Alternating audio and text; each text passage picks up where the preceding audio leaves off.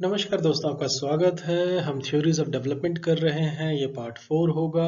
हमने अब तक लिबरल या क्लासिकल या ट्रेडिशनल थ्योरी पे बात की। उसके बाद हमने मार्क्सियन, उनके डिफेक्ट्स, उनकी खूबियाँ, कैपिटल सिस्टम का क्रिटिक, और जिस तरीके से मैंने हा जुन चैंग की किताब जो थी 23 things they don't tell about capitalism, इसका भी जिक्र किया।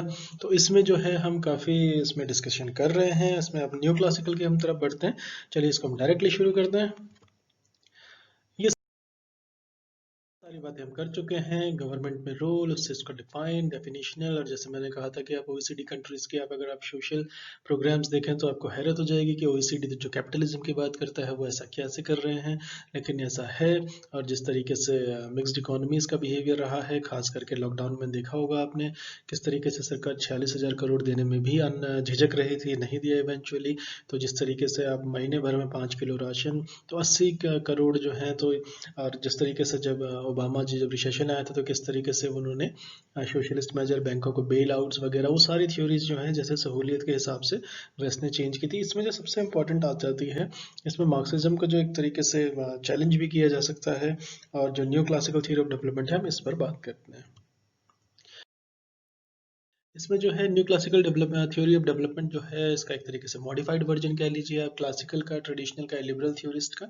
तो जिस तरीके से उसको एक तरीके से रिवॉल्यूशनरी वर्सेस रिएक्शनरीज की इसमें बात होती है। और न्यू क्लासिकल एक तरीके से जिसको हम कहें कि जो थिंकर्स हैं इसके न्यू क्लासिकल स्कूल के, इन्होंने इसको इकोनॉमिक डेवलपमेंट को एक तरीके से इन्होंने इस तरीके से इसको माना है कि एक तरीके की दौड़ है, एक तरीके की रेस है, कि जिससे कंपटीशन जो पॉपुलेशन का है वो इंक्रीज कर जाए, और फिर उससे जो होगा आपका इंक्रीज इन कैपिटल की तरफ बढ़ जाएगा। तो ये बहुत ओवर सिंप्लीफिकेशन है, इसमें कोई हैरत नहीं है। तो इन्होंने जिस तरीके से अपने स्टैंड को जो है थोड़ा सा चेंज किया है क्लासिकल के, जो क्लासिकल जो लिबरल्स जो बात करा करते थे, उसके बाद जिस तरीके से इन्होंने क्लासिकल स्कूल ऑफ में जो थोड़ा सा अडेप्ट किया है, तो इन्होंने एक तरीके से ये कहा है कि जो एग्जिस्टिंग ऑर्डर है, जो उस वक्त रहा था जब ये थॉट प्रचलन में थी, तो उन्होंने कहा कि जो इस समय मौजूदा स्थिति है कैपिटलिस्ट सोसाइटीज़ की, इसको ऐसे ही रहने देना चाहिए, तभी इससे इकोनॉमिक डेवलपमेंट जो है संभव होगा। इनफैक्ट इन्होंने ये तक कहा था कि इसे और ज़्यादा स्ट्रेंथन करना चाहिए, सुदृढ़ बनाना चाहिए।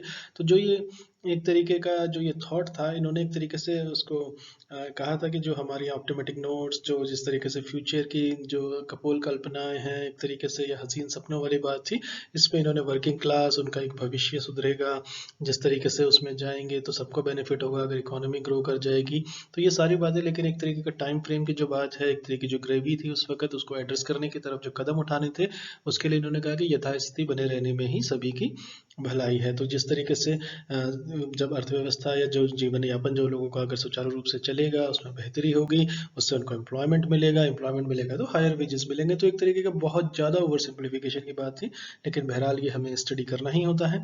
तो जो लिबरल थिंकर्स हैं एक तरीके की, वो रिवोल्यूशनरी थे, जो ट्रेडिशन में जिस तरीके से हमने बात की, जैसे रिकार्डो हो, माल्थस हो, चाहे एडम स्मिथ हो, मिल हो, तो इन सबको एक तरह ये, जबकि जो है ये रिएक्शनरी है, जैसे कि मैंने अभी जो बात करी कि यथास्थिति रह देनी चाहिए, इसमें ऐसा हो जाएगा, उसमें और बेहतर हो जाएगा, डेवलपमेंट होगा, फिर वेजेस बढ़ेंगी, लोगों का जीवन यापन में स्तर में बेहतरी आएगी। तो ये एक तरीके का रिएक्शनरी, तो उसको इसीलिए कहा गया है कि रिवोल्यूशनरी जो थे वो आपके इनके लिबरल्स थे, जिनको उन्होंने फॉलो किया, जिसको उनको बढ़ाने की बात की, और ये रिएक्शनरी इनको इनके साथ ये टैग जुड़ गया।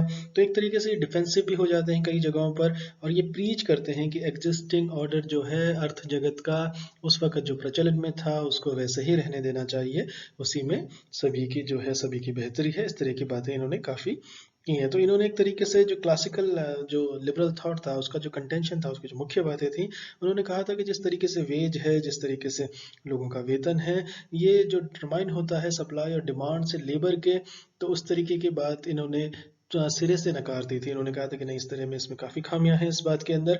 और इन्होंने कहा था कि जो सरप्लस पॉपुलेशन है और जो रियल वेजेस हैं वो डिक्लाइन कर जाएंगे, क्योंकि सरप्लस पॉपुलेशन ज़्यादा है। तो एक तरीके से इन्होंने वही बात की है, लेकिन उसको थोड़ा सा और एक बेहतर तरीके से कहिए, उसकी लैंग्वेज अच्छी कर दी गई है, तो उसको और थोड़ा सा इस तरीके से कहा गया है ताकि वो चुभे नहीं या उसमें कोई क्रांति ना लाई जाए। तो जिस तरीके से लेबर जो है वो ऑलवेज इसको एम्प्लॉयमेंट मिलेगा। इसमें जैसे एक सेज लॉज की भी बात आती थी कि कोई भी जो बिना वजह के काम करता नहीं है, जो भी लेबर होगा, लेकिन सेज लॉज किस तरीके से औंधे मुँह गिरा था ये सबको पता है।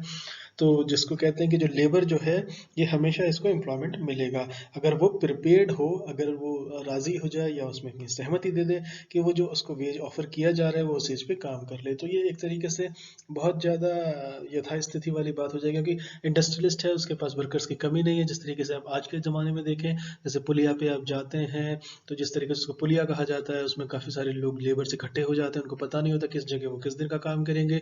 उनमें से कोई आता है, कोई कॉन्ट्रैक्टर या ठेकेदार आता है, उनको ले जाता है, कोई प्राइवेटली काम करता है, तो दिन की दिहाड़ी होती है और वो अगले सुबह से फिर वहीं उठते हैं, तो उनको कुछ नहीं पता होता कि उनको आज काम मिलेगा नहीं मिलेगा। ओवर सप्लाई ऑफ लेबर होती है। तो क्या कमोवेश उसी तरीके की जो स्थिति है वो क्या आज नहीं रिपीट हो रही है? जो सॉल्यूशंस हैं जो समय में बताए गए थे, तो ये क्योंकि अर्थशास्त्र के ये एक तरीके से कोर है, तो इसको आप इनसे हम बेहतर हो सकते हैं, इनसे हम सीख सकते हैं।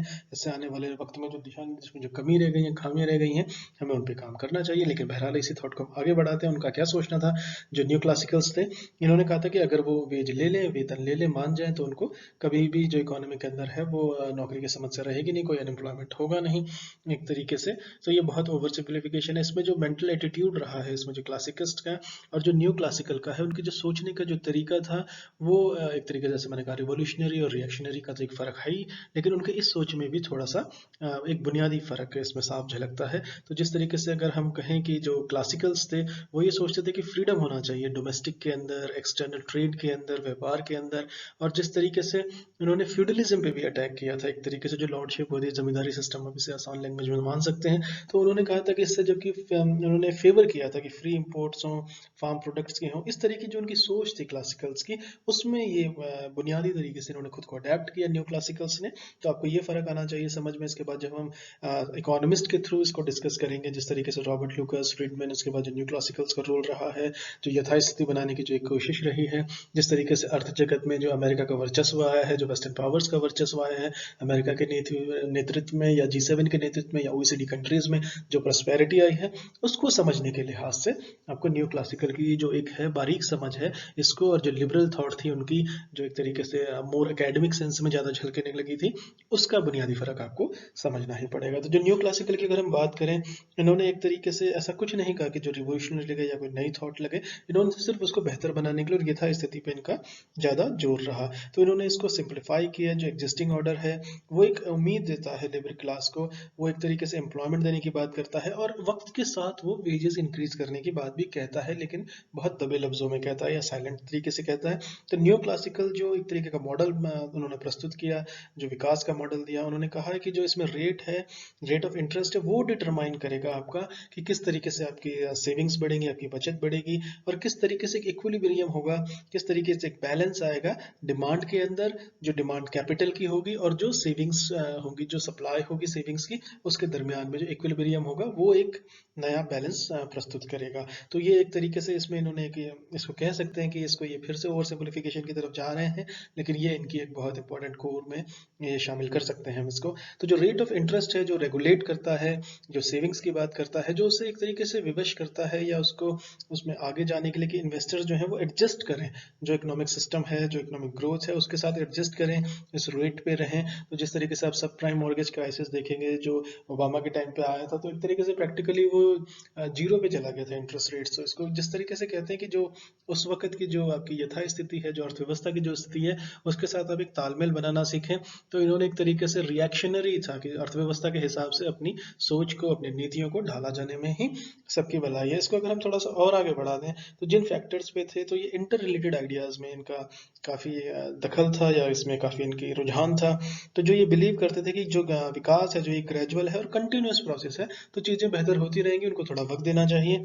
और जिस तरीके से जो कॉन्सेप्ट था, इसको अगर हम कहें कि ये अडॉप्टेड, जो इसको माना गया था, इसको अडॉप्ट किया था, उसको एल्फ्रेड मार्शल ने भी इसको काफ़ी सराहा था एक तरीके से। तो मार्शल ने कहा था कि जो टेक्नोलॉजिकल डेवलपमेंट है, ये एक पार्ट है उस थ्योरी का, और जो ग्रेजुअल और कंटिन्यूस या लगातार निरंतरता बनी रहती है विकास के क्रम के अंदर। तो ये इसमें मार्शल अगर आ जाए तो आप इसमें ख्याल रखिएगा। न्यू क्लासिकल की उन्होंने थोड़ी सी सराहना की है। तो जो थिंकर्स थे ये थोड़ा सा हटके थे लिबरल से, इन्होंने जिस तरीके से इसको देखा, इसको बनाया, लेकिन इनकी जो थ्योरी थी, इसमें जैसे कि आपको अभी जो मैंने बातें की हैं सारी, इसमें आपको लगा होगा इसमें काफ़ी सारे एक तरीके से झोल हैं, इसमें काफ़ी सारी कमियां हैं, इसमें काफ़ी सारी चीज़ें जो हैं जो बिल्कुल साफ स्पष्टता से नहीं करती, काफ़ी वेग कॉन्सेप्ट भी हैं काफ़ी चीज़ों के। और यथास्थिति से इनका क्या मतलब है कि जो अमीर है क्या वो अमीर रहे, और जो गरीब है क्या वो गरीब रहे, या उसी स्थिति को लें और वो इंतज़ार करें जो गरीब हैं एक तरीके से अपने वक्त के बेहतर होने का, अपने वेतन को बढ़ने का। तो इसमें काफ़ी चीज़ों पे इसने साइलेंट रुख अख्तियार किया है, जो कि बहुत वाइटल प्रश्न होते हैं किसी भी अर्थव्यवस्था के अंदर, गरीबी उन्मूलन के कार्यक्रमों के अंदर, या जिस तरीके से सरकार की नीतियाँ होती हैं या नियत होती हैं, या जिस तरीके से पॉलिसी वो बनाना चाहती हैं। तो अगर कैपिटल के वर्चस्व को लेके, लेकिन ये यथास्थिति पे इनका ज़्यादा जोर रहा। तो ये जो थ्योरीज़ हैं जो न्यू क्लासिकल की, ये ज़्यादा सेटिस्फाई नहीं करती हैं। अगर इसको मैच्योर्ड रीजनिंग है, जैसे आज हम इसको पीछे देखते हैं तो हमें साफ लग जाता है कि जो इनकम के बीच में जो एक तरीके डिस्पैरिटी आई है, जो गरीब और गरीब होता चला गया, अमीर और रिमोर्सल एक्सप्लॉयटेशन ऑफ रिसोर्सेज हुआ, एक्सप्लॉयटेशन ऑफ वर्कर्स हुआ, वेजेस हुए, उनको ज़्यादा घंटे काम करना पड़ा। ये सब बिल्कुल फैक्ट है, इसको कोई जुटला नहीं सकता है। तो इन सारी चीज़ों के लिए ही इनको रिएक्शनरी तौर पे कहा गया है। चलिए हम नेक्स्ट लेक्चर में मिलेंगे, जिसमें हम एंटरप्रेन्योर थ्योरी को डेवलपमेंट की बात करेंगे। और इसमें जो है इसमें एक और रह जाएगा हमारा जिस तरीके से रहे, लेकिन एंटरप्रेन्योर थोड़ी सी इंपॉर्टेंट है, उसमें कंप्यूटर का जिक्र होगा। चलिए, thank you so much for listening. नमस्कार दोस्तों।